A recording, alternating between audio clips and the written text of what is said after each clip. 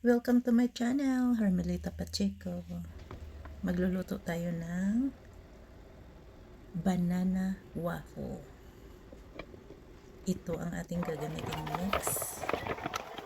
2 cups ang ating kailangan. So ito, uubusin na natin ang isang They're wearing their ating flour. colors from the outdoor game. It's gonna take right over to 20 more today. So next grocery, we need to buy more mix. Ito sa amin maubos yan, guys. Tapos ayan, 2 saging ang gagamitin natin, medium size. Ayan. Hinog na siya para malambot at madaling i-mash ng flour. Ayan. Kung gusto mong smooth talaga, pwede mo siyang ilagay sa blender. Pero ako, okay na ito kasi ano na nga siya. Right na siya. Okay lang sa akin. Dalawa lang naman.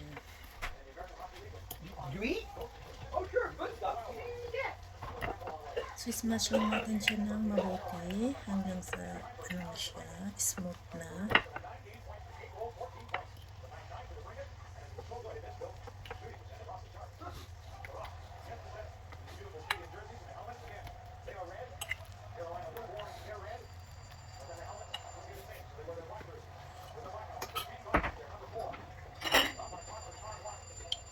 Tapos gagamitin ako ng ground cinnamon.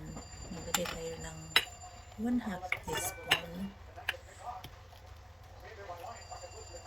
Yeah, 1/2 teaspoon is perfect. Hindi siya overpowering.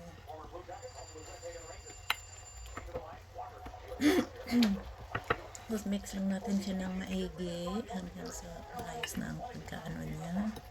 Mix dito.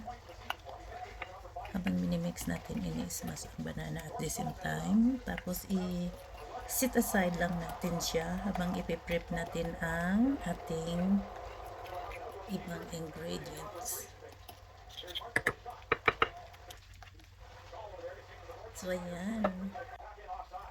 So, gagamitin tayo ng isang itlog. Paghiwalayin natin ang puti at yellow.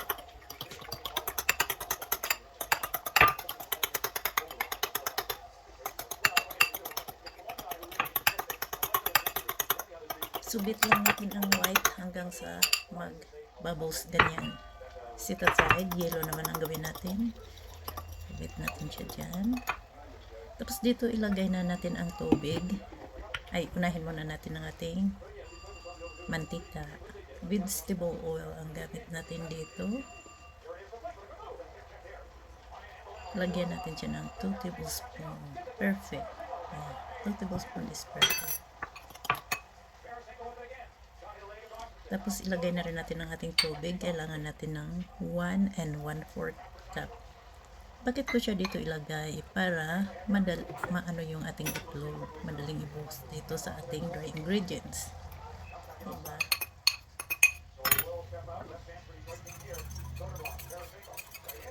Kailangan simpleng. Ayan. So, ayan. Tapos mix natin siya ng mabuti. Kung napansin nyo, hindi ako naglagay ng sugar kasi yung ready mix may sugar na yun, guys. At sa kapag kinakain, mayroon tayong zero.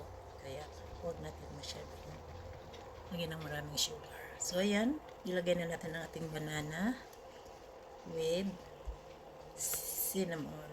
Mix lang natin ng mabuti. So, pinakahuli ang itlog na puti.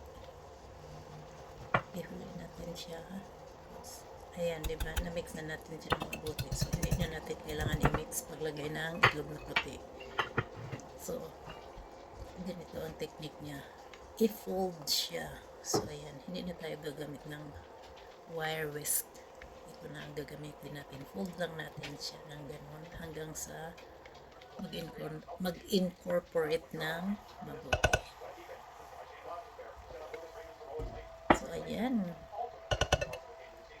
Tapos, ipainit na natin ang ating waffle maker. Ganyan. Huwag siyang i-overflow guys kasi mag-overflow.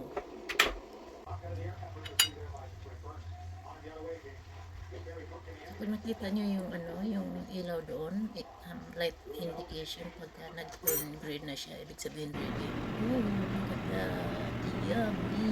Let's eat. So, ayan.